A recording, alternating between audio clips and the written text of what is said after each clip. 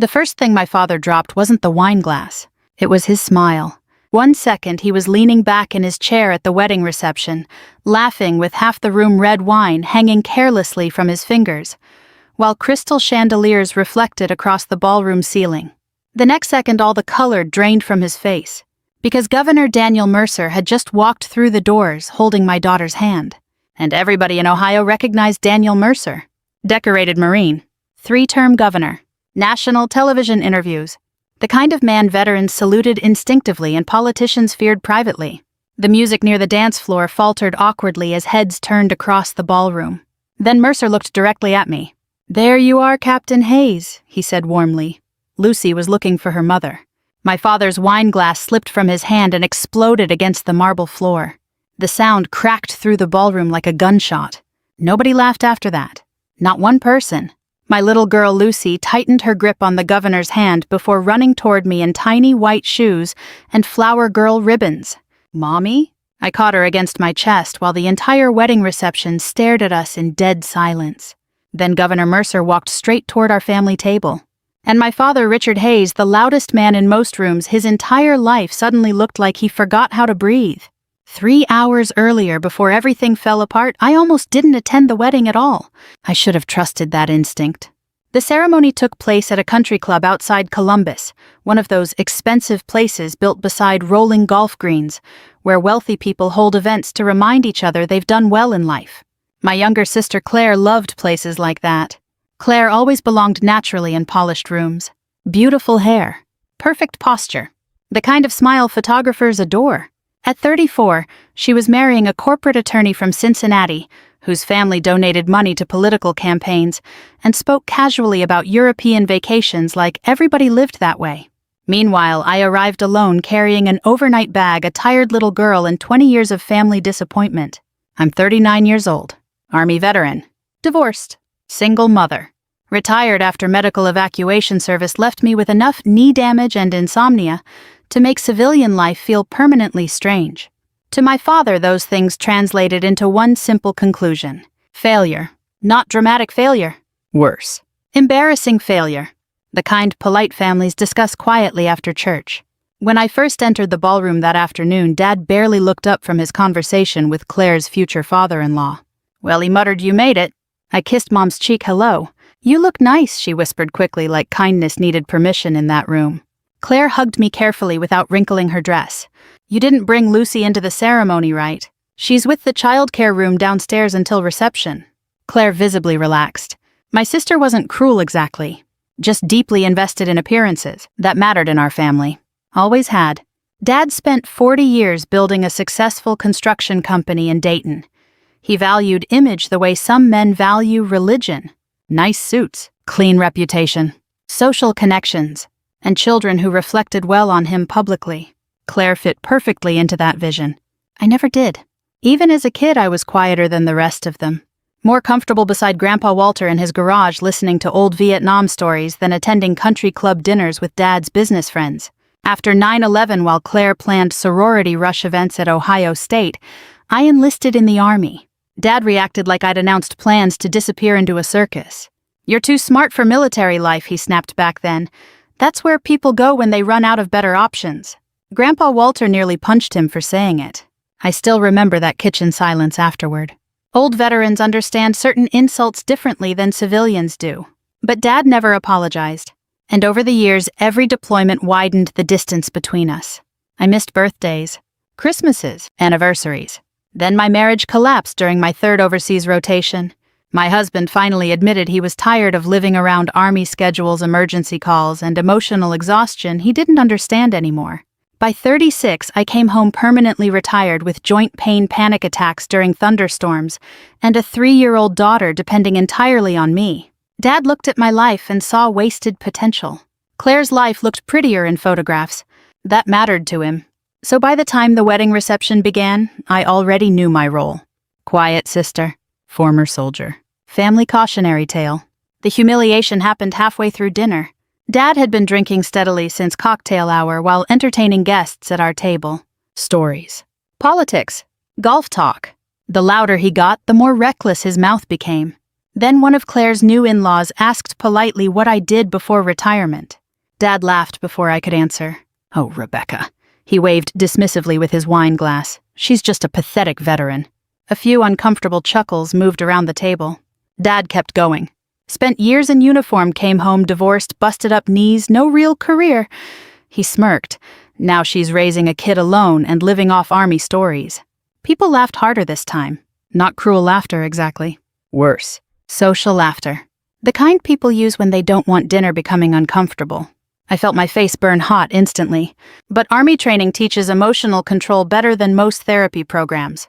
So I sat there quietly, folding my napkin smaller and smaller beneath the table, while my father publicly dismantled my life in front of strangers. Mom stared at her plate. Claire pretended not to hear it. And suddenly I was 23 again, standing in airport terminals alone after deployments, wondering why coming home always felt lonelier than leaving. Then everything changed. The ballroom doors opened. At first nobody reacted. Then whispers started. "Oh my God. Is that Governor Mercer?" People turned in waves. Even the band stopped playing. And through those massive ballroom doors walked Daniel Mercer himself, wearing a dark overcoat, holding my daughter Lucy gently by the hand. The governor scanned the room once before spotting me immediately. Then he smiled. Not political smiling. Real recognition. Real warmth. And he walked directly toward our table. Lucy pointed excitedly. "There's Mommy." Governor Mercer stopped beside me while stunned silence swallowed the room whole. "There you are, Captain Hayes," he said calmly. "Your daughter was worried when she couldn't find you." Nobody at that table moved. Nobody breathed. Dad's shattered wine glass glittered across the marble floor beside his chair. Then Governor Mercer looked around slowly at the wedding guests, still staring in disbelief. And finally he asked the question that changed my family forever. "Mind if I sit with the people who raised America's bravest rescue officer?" Nobody answered Governor Mercer immediately. The ballroom had gone so quiet I could hear silverware clinking somewhere near the kitchen doors. My father still stood frozen beside the shattered wine glass, while half the wedding guests stared between him and me like they'd accidentally walked into the wrong story. Then Governor Mercer smiled politely toward the nearest waiter. "Careful there," he said, nodding toward the broken crystal on the floor. "Wouldn't want anybody getting hurt." Only then did people begin moving again. The spell cracked. Soft whispers spread through the ballroom. "Oh my Lord. That's actually him. How does he know Rebecca?" My daughter Lucy climbed into my lap while I tried to steady my breathing. Because here's the truth, nobody tells you about humiliation. Sometimes the pain doesn't hit hardest when strangers mock you. Sometimes it hits hardest when the people who are supposed to protect you stay silent while it happens. Mom still couldn't look directly at me. Claire looked furious not at Dad but at the attention shifting away from her wedding. And my father, he suddenly seemed desperate to rewrite the last 5 minutes of his life. "Well, Governor Mercer," he stammered awkwardly, forcing a laugh, "what an honor this is." Mercer nodded politely but didn't take the bait. "I'm here for Captain Hayes." That sentence landed like another dropped glass. Captain Hayes, not Rebecca. Not Becca, not your daughter. The governor of Ohio had just identified me by military rank in front of everyone who spent years treating my service like an embarrassing phase. Dad pulled out a chair immediately. "Please sit down." Mercer thanked him and took the seat directly beside me while Lucy rested her head sleepily against my shoulder. He looked toward her warmly. "You found your mother after all." Lucy nodded seriously. "I got lost." Mercer smiled. "Happens to the best of us." Then he glanced toward me. "You okay?" Simple question. Quiet question. But it nearly broke me right there at the reception table because he asked it like somebody who genuinely cared about the answer. I gave a small nod. "I'm fine." Mercer studied my face for a second longer like he knew better. Then he turned calmly toward the rest of the table. "I apologize for arriving uninvited," he said. But when I heard Captain Hayes planned to leave quietly before the reception ended, I decided to interfere. Nobody knew how to respond to that. Claire finally forced a smile. "Well, we're honored you came, Governor." Mercer nodded courteously. "Beautiful wedding." But his attention kept drifting back toward me and Lucy. That didn't go unnoticed. One of Claire's new in-laws leaned forward carefully. "How exactly do you know Rebecca?"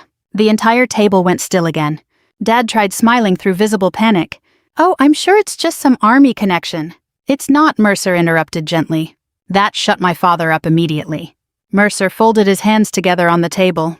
3 years ago, eastern Kentucky experienced catastrophic flooding after record rainfall. He looked around the table slowly. Entire towns were underwater within hours. Several guests nodded vaguely, remembering news coverage. My daughter and grandson were trapped inside a community hospital evacuation zone. I felt my stomach tighten already, because I knew where this story was heading.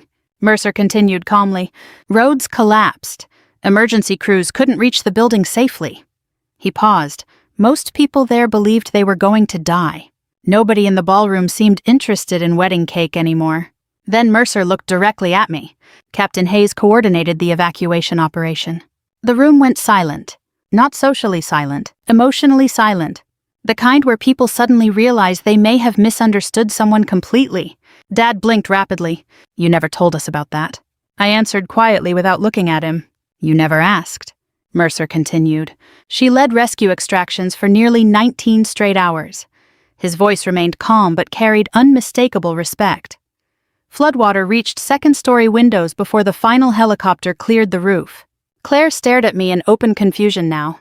Mom covered her mouth slowly with one hand. And Dad looked like somebody had physically struck him. Mercer leaned back slightly. "My grandson survived because your daughter refused to abandon that hospital." Nobody spoke. The reception hall suddenly felt too warm, too bright, too exposed. One of the wedding guests whispered softly, "Oh my God." Dad cleared his throat awkwardly. "Rebecca, why wouldn't you tell the family something like that?" I finally looked at him directly.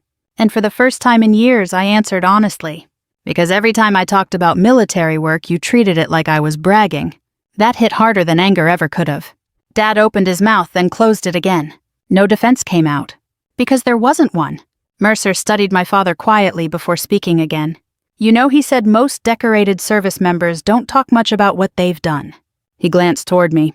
"They usually learned long ago nobody wants to hear difficult things." I stared down at Lucy's small hand wrapped around my fingers. The ballroom buzzed softly now with whispered conversations spreading table to table. People were staring differently. Not pity. Not amusement. Respect. And honestly, that almost made me more uncomfortable. Because I'd spent years surviving invisibly. Sudden admiration feels strange after long emotional neglect. Claire shifted stiffly beside her husband. "So Rebecca saved your family." Mercer smiled faintly. "She saved dozens of families." Then he added something that stunned even me. "She also declined every major media interview afterward." Dad frowned in confusion. "Why would she do that?" I laughed softly under my breath before answering. "Because I knew nobody back home would believe it mattered anyway." Mom quietly began crying. Not dramatic crying. Small, older woman tears she tried hiding with napkins. Dad noticed too late. That's another thing older families understand. Well, sometimes people don't become emotional because of one moment. Sometimes emotion arrives all at once after years of accumulated failure. Mercer reached into his coat pocket and removed a folded newspaper clipping. He handed it carefully toward my father. Dad unfolded it slowly. I recognized the photograph instantly. Me standing knee-deep in floodwater beside a rescue helicopter soaked to the bone carrying an elderly woman wrapped in thermal blankets. I hated that picture. Mercer's voice softened. My office wanted to honor her publicly afterward. He looked toward Dad. She asked us not to. Dad stared at the photo with trembling hands. Why? This time Mercer didn't answer. I did. Because I was tired of trying to prove my life mattered to people who already made up their minds about me. The silence afterward felt endless. Even the ballroom staff seemed quieter now. Finally, Mercer leaned closer toward my father. Not aggressive, not cruel, just painfully sincere. "Sir," he said softly, "your daughter spent years becoming the kind of American most people only pretend to be." Dad's eyes filled instantly, and sitting there watching the strongest man I knew suddenly look small in front of the entire wedding reception, I realized something unexpected. For the first time in my life, my father wasn't embarrassed of me. He was embarrassed of himself.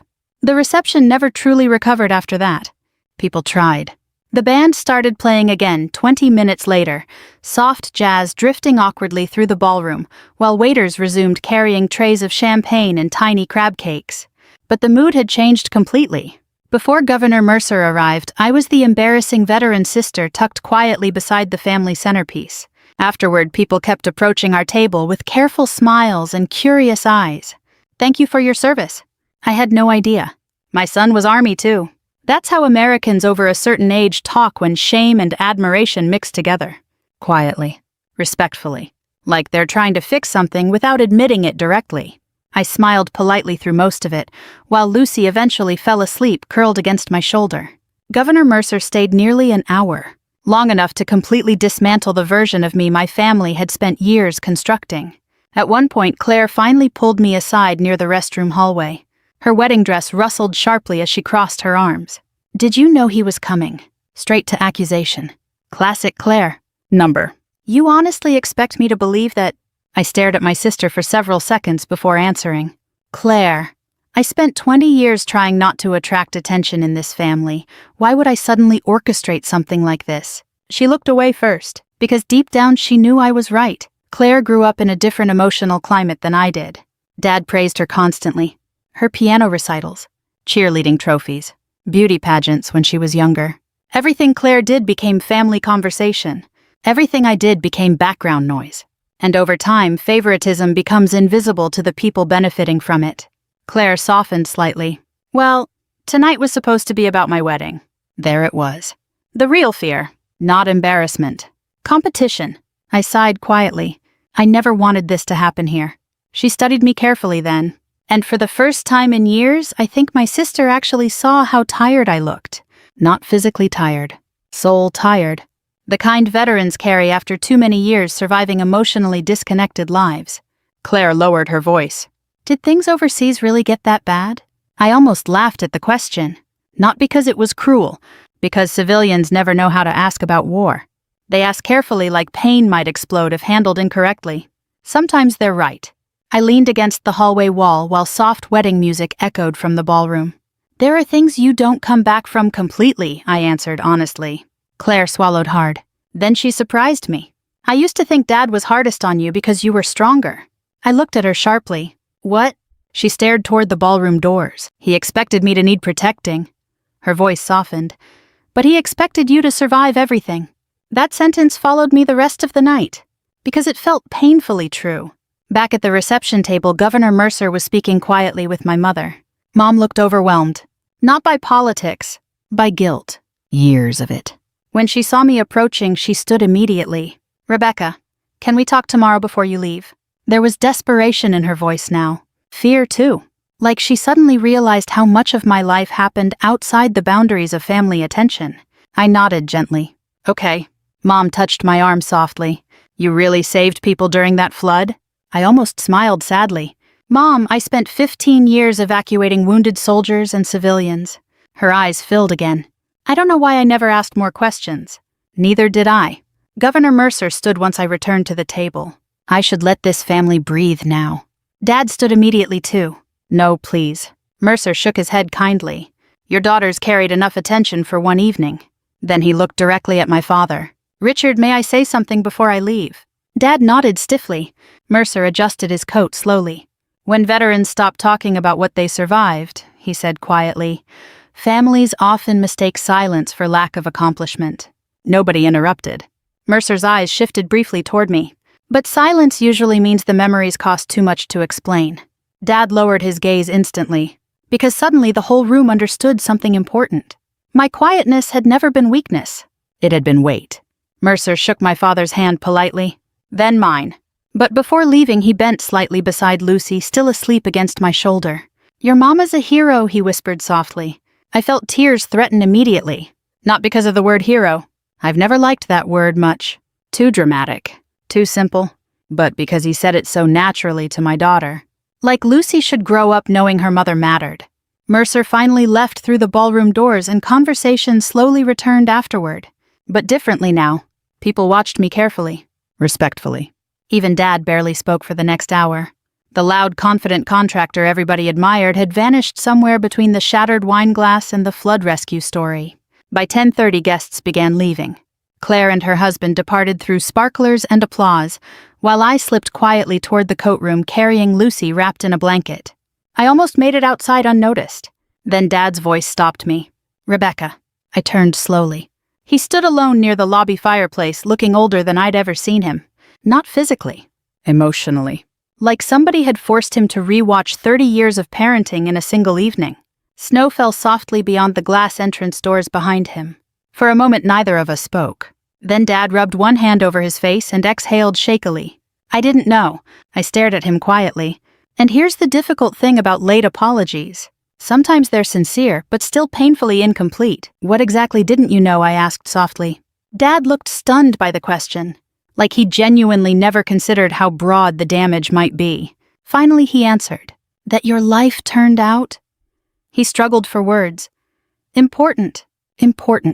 Not meaningful. Not honorable. Important. I almost smiled from exhaustion. My life was always important, I answered quietly. You just valued different things. That hit him hard.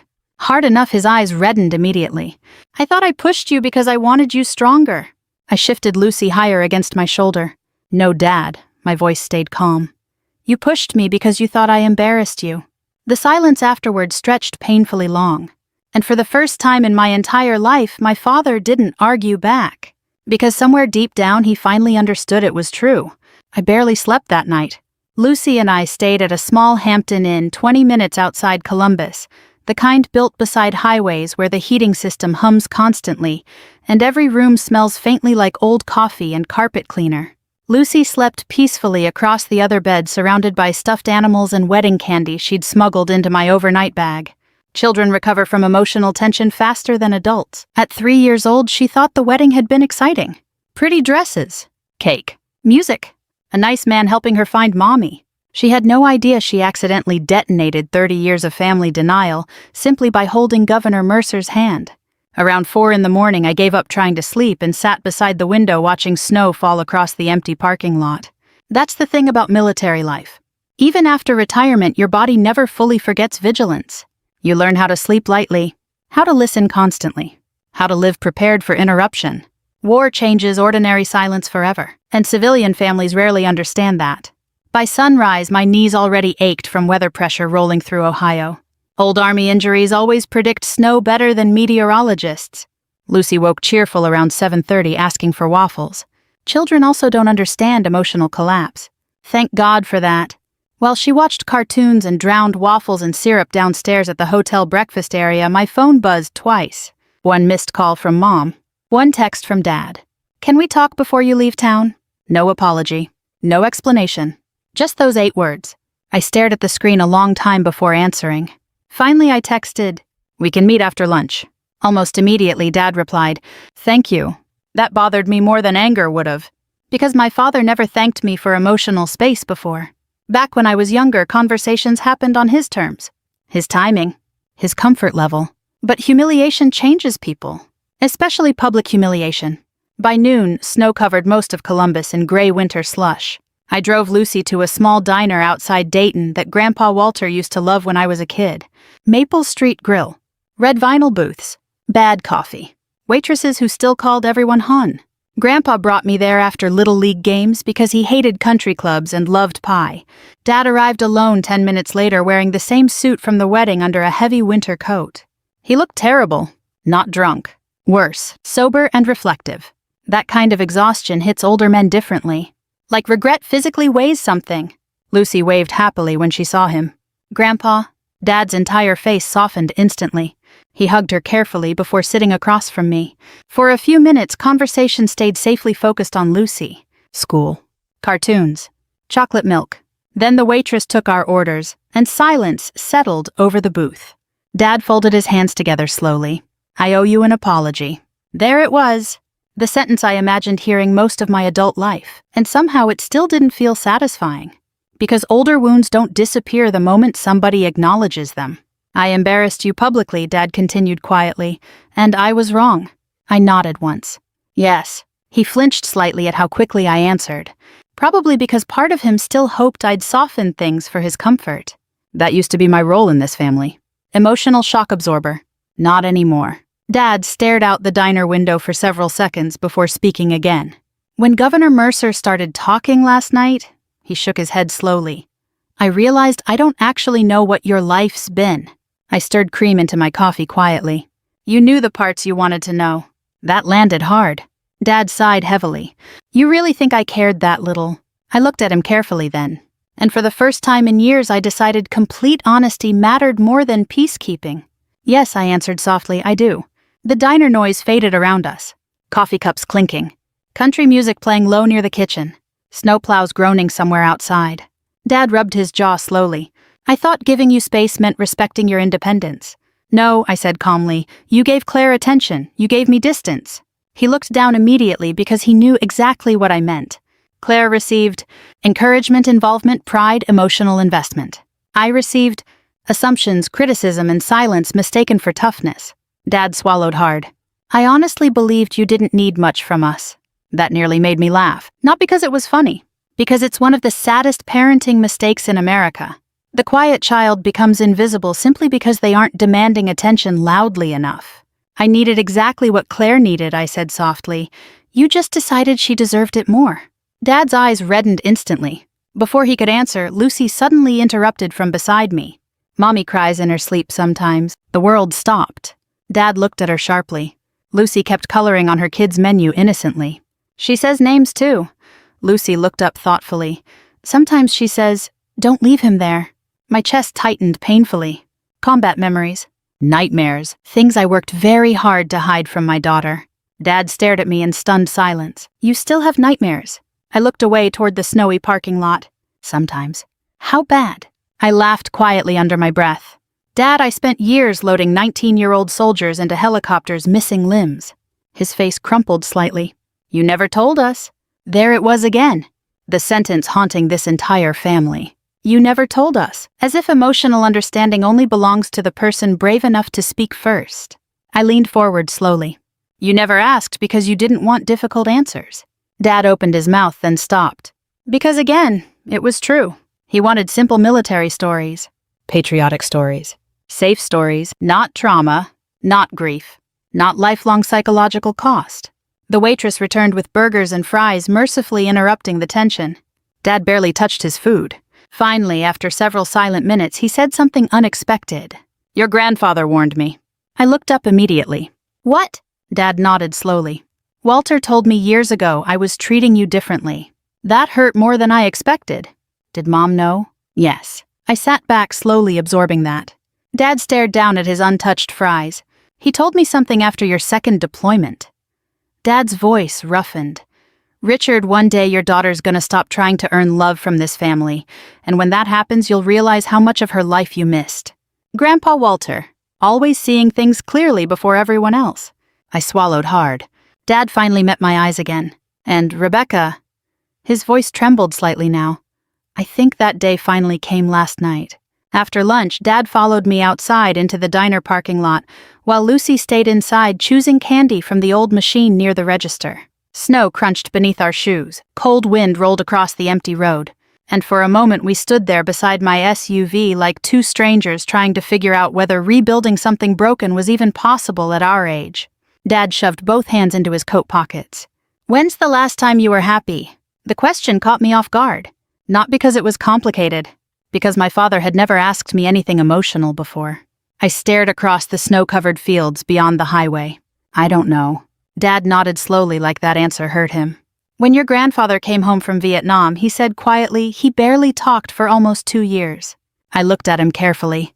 Dad rarely discussed Grandpa Walter's service. He used to sit in the garage at night pretending to fix things. Dad gave a faint, sad smile. Most of the time he was just sitting there listening to baseball games on the radio. The cold air smelled like gasoline and wet asphalt. He ever talked to you about the war, I asked. Dad shook his head.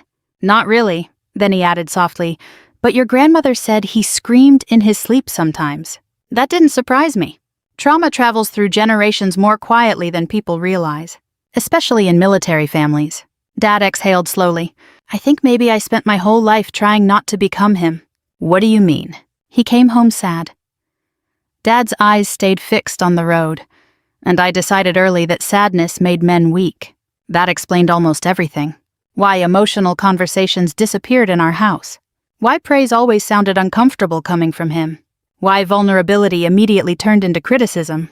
Dad spent 40 years treating softness like danger, and somewhere along the way I became collateral damage. He rubbed snow from the hood of my SUV absently. When you joined the army, I was terrified. I blinked in surprise. You were angry. I was both. He looked at me directly now. I knew what military life did to your grandfather, then suddenly my daughter volunteers for it after 9/11. He shook his head. I thought I was losing you. That complicated something inside me. Because pain becomes confusing when you finally discover fear hiding underneath cruelty. Dad continued quietly. But every time you came home you looked— He searched for the word, older. I almost laughed softly. War ages people unevenly. Not always physically, emotionally. You come home carrying images civilians never had to make room for inside their heads. Dead teenagers. Mothers screaming inside evacuation zones. Friends pretending they're fine while slowly collapsing psychologically. You learn how fragile ordinary life really is. And after enough years, regular conversations start feeling strangely small. Dad leaned against the SUV door. I didn't know how to talk to you anymore. There it was. The sentence sitting underneath our entire relationship. Not hatred. Not disappointment. Fear mixed with emotional incompetence. Older American men were raised inside emotional silence so deep they often mistook distance for stability. Dad suddenly looked exhausted again. Governor Mercer called me this morning. I frowned immediately. He did what? He wanted to make sure you were okay after the wedding. That irritated me and touched me at the same time. What else did he say? Dad swallowed hard. He told me I should look up the Kentucky rescue reports. I went still. Because those reports weren't easy reading. Dad continued quietly. So I did. I already knew where this was going. The official reports included casualty projections, civilian fatalities, weather conditions, helicopter risk assessments, and body recovery estimates if the hospital evacuation failed. Dad's face looked pale remembering it. You never told us helicopters almost crashed trying to reach the roof. I shrugged faintly. Didn't seem useful. Dad stared at me like he didn't recognize the person standing in front of him anymore. Then slowly, painfully, he asked, how many people died while you were serving? That's not a number veterans carry neatly. Loss becomes cumulative after enough years. Faces blur together. Names stay longer. I folded my arms against the cold. Enough. Dad nodded once. Then unexpectedly tears filled his eyes. Not dramatic crying. Older man crying. Quiet and ashamed. I called you pathetic. I looked away. Because hearing him finally understand the cruelty of it hurt almost worse than the original insult. Dad wiped his face quickly. All those years. His voice cracked slightly. You were carrying things I never even tried to understand. The parking lot remained empty except for us. Snow drifting softly around old wounds finally spoken aloud. Then Dad reached carefully into his coat pocket and removed a folded envelope. I almost forgot. I frowned. What's that? Your mother found it after the wedding.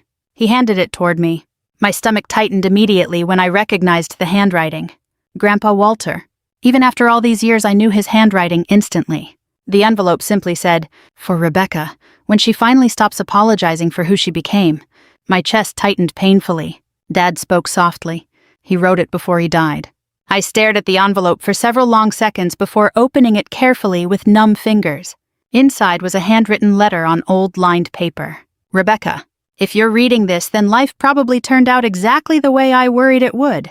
Your father loves hard work appearances and respectability because those things helped him survive his own fears. But fear has a way of turning people emotionally blind, especially men. I already felt tears building. Dad looked away respectfully while I kept reading. You and I were built differently. Some people survive difficult things and become harder. Some survive difficult things and become deeper. Don't let anybody convince you the second kind is weakness. I swallowed hard. The snow around us suddenly blurred. Walter continued. One day your father will realize strength isn't loudness, criticism, or control. Real strength is tenderness that survives disappointment. And Becca, if the world ever makes you feel small for serving others, quietly remember this. The people who carry the heaviest things rarely brag about it. By then, my hands were trembling. At the bottom of the page, Grandpa had written one final sentence. I was proud of you long before anybody important learned your name. Dad stared at me carefully after I finished. And standing there in that freezing Ohio parking lot holding my grandfather's final words, I realized something heartbreaking. The only person who truly understood me had been preparing me for this family my entire life. I didn't leave Ohio after the wedding. That surprised everybody. Honestly, it surprised me too. For years, my coping strategy had been simple leave before disappointment settles in too deeply. Leave the family gathering. Leave the awkward conversation. Leave before emotional neglect hardens into humiliation. Military life makes leaving easy. You learn how to detach quickly because attachment becomes dangerous when deployments keep tearing life apart every few years. But Grandpa Walter's letter stayed in my coat pocket like unfinished business. And for the first time in a very long while, my father seemed genuinely afraid of losing me completely. So Lucy and I stayed another 3 days. Mom invited us to the house for Sunday dinner. The same house where I grew up. The same dining room where Dad once told 15-year-old me, "You'd be prettier if you smiled more." The same kitchen where he laughed after I enlisted and said, "Well, at least one kid's guaranteed not to become high maintenance." Funny how families remember different versions of history. When I arrived Sunday afternoon, Mom had cooked too much food the way anxious mothers always do when emotions overwhelm them. Pot roast, mashed potatoes, biscuits, cherry pie cooling near the window.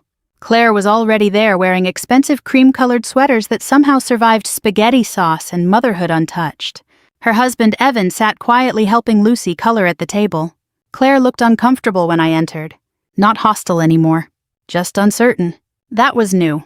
Dad stood near the kitchen counter holding a bowl of salad like he wasn't entirely sure what to do with his own hands. "Hey," he said softly. "Hey." No tension exploded. No dramatic speeches. Just older people slowly realizing relationships don't repair themselves overnight. That's more realistic anyway. Most families heal awkwardly. Dinner started cautiously. Safe topics. Weather. Traffic. Lucy's preschool obsession with dinosaurs. Then, halfway through dessert, Claire finally broke the emotional stalemate. I looked up the Kentucky flood rescue. The room quieted immediately. I kept my eyes on my coffee. Claire swallowed awkwardly. "They said you went back onto the roof after the evacuation order ended." Dad stared at me sharply. "You never told me that part." "There wasn't much to tell." Claire frowned. The report said another helicopter pilot refused because visibility collapsed. I shrugged faintly. One patient was still trapped upstairs. Dad looked genuinely horrified now. "You could have died." That sentence always sounds strange coming from civilians. Because veterans stop measuring danger emotionally after enough exposure. Risk becomes procedural, mission-focused, ordinary. I stirred sugar slowly into my coffee. A lot of people could have died. Dad leaned back heavily in his chair. "You had a daughter already." That one landed differently. Because he wasn't criticizing. He was imagining loss. I looked toward Lucy laughing beside Evan over crayons and dinosaur stickers. "Yes," I answered quietly. "That's why I went back." Nobody spoke after that. Sometimes civilians assume courage comes from fearlessness.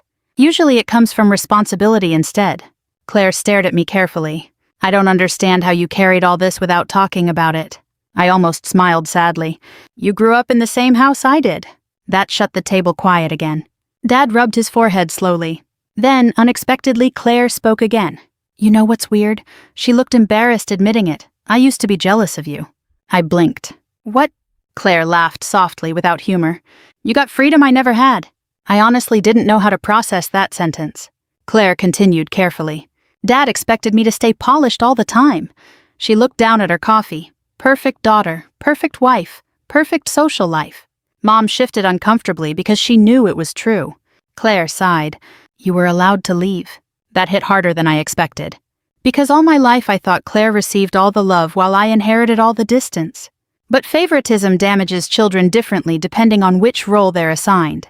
Golden children become trapped too. Dad suddenly looked exhausted again. "I failed both of you in different ways." Nobody argued. Because healing starts when people stop defending themselves against obvious truth. Then the doorbell rang. Dad frowned. "Who's that?" Mom stood carefully, probably Harold. A strange warmth moved through me instantly. Harold Bennett had served with Grandpa Walter in Vietnam. He was 81 now and still wore old flannel jackets that smelled faintly like motor oil and pipe tobacco. When Mom opened the door, Harold stepped inside carrying a cardboard box under one arm.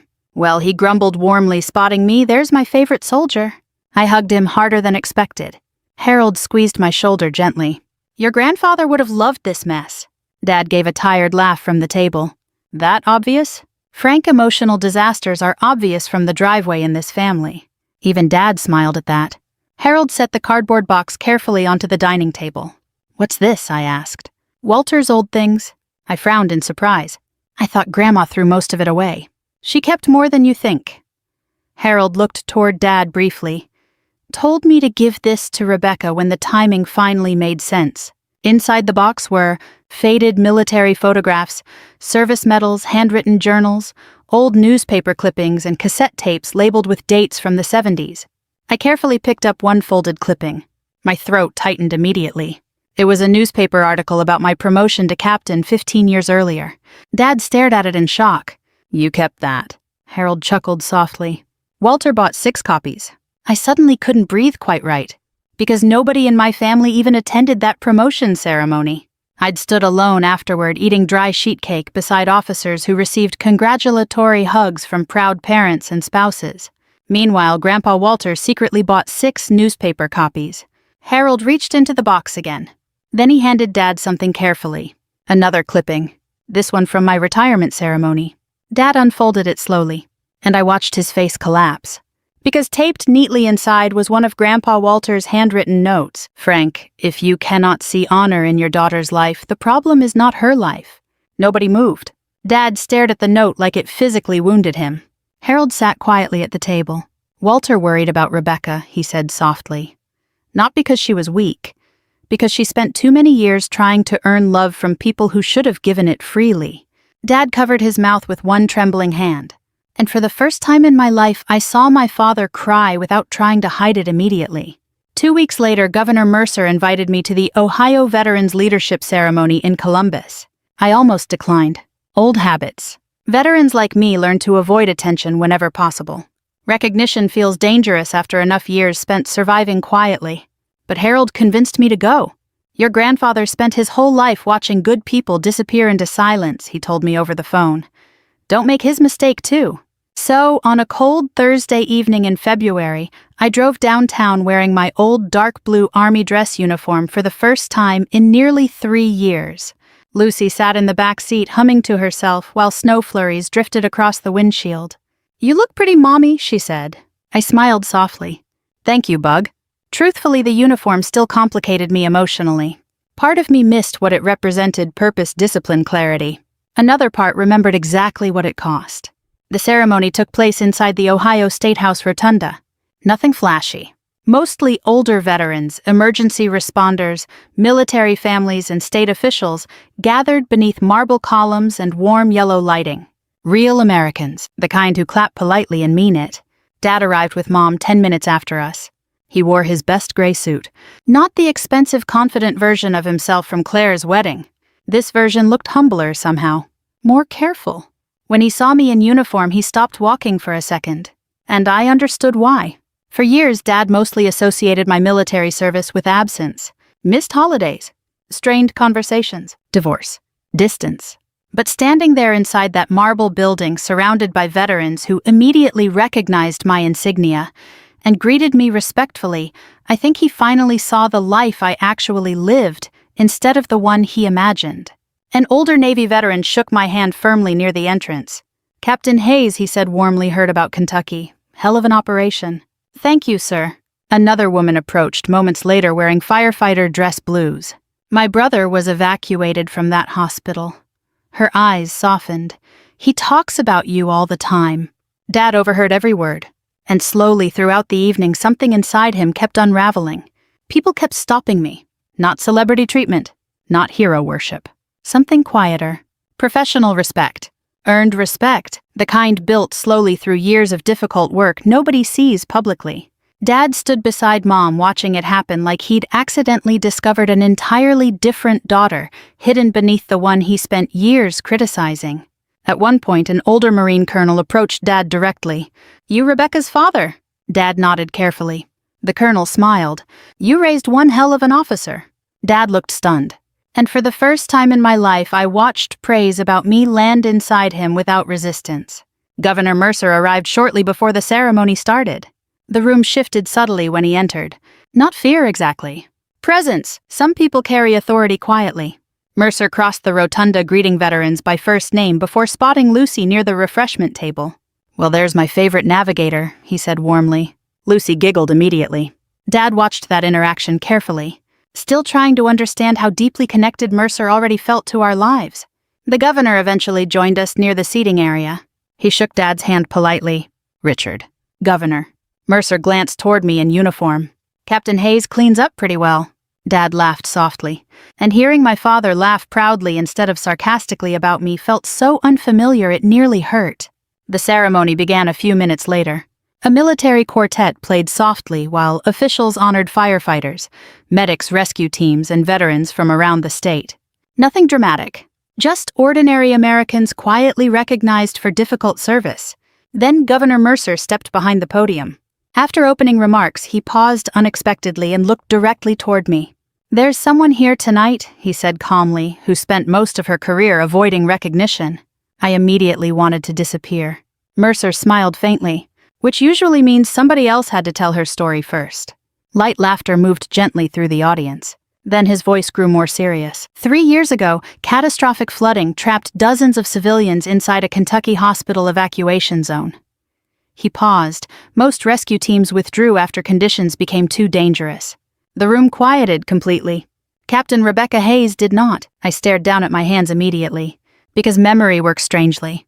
People hear rescue stories and imagine cinematic courage. I remember screaming wind, cold water, fuel smell, and terrified civilians trying not to drown. Mercer continued. She coordinated evacuations under conditions later described by federal responders as nearly impossible. Dad sat completely motionless beside Mom now. Mercer looked around the rotunda slowly. "But what impresses me most about Captain Hayes isn't what happened during the flood." His eyes shifted toward me again. "It's what happened afterward." The silence deepened. She returned home quietly, raised her daughter, lived modestly, asked for no recognition, and continued helping veterans transition back into civilian life. That part surprised even Dad, because I never told my family about volunteering at veteran counseling groups. Mercer smiled gently. "Some of the strongest Americans are the people nobody notices because they stopped needing applause." I felt tears threatening immediately. Not from the praise, from exhaustion. Because being truly seen after years of invisibility can overwhelm a person unexpectedly. Then Mercer said the sentence that finally broke my father completely. "Captain Hayes represents the best kind of service-quiet sacrifice without bitterness." Dad lowered his head instantly. I saw Mom reach for his hand. The audience applauded warmly. Longer than I expected. Not loud Hollywood applause. Real applause. Older people recognizing something meaningful. Afterward, during the reception downstairs, Dad asked if we could step outside briefly. Snow drifted softly across the State House steps while traffic moved through downtown Columbus below us. Dad stood beside me in silence for a long moment. Then finally he spoke. "I spent years waiting for you to become someone impressive." I said nothing. His eyes reddened in the cold air. "The truth is," he swallowed hard, "you became someone honorable, and I was too emotionally stubborn to recognize the difference." That sentence healed something inside me more than any dramatic apology could have, because honor mattered more to me than success ever did. Dad looked toward the snowy city streets. "I think I owe your grandfather an apology too." I smiled faintly through tears. "You probably do." Dad laughed softly at that. Then, after nearly 40 years of emotional distance, my father put one arm awkwardly around my shoulder. Not polished, not cinematic, just real. And standing there outside the Ohio State House while snow fell quietly around us, I realized revenge had never actually been what I wanted. I wanted to feel visible. I wanted my family to finally understand that surviving difficult things quietly is still a form of greatness.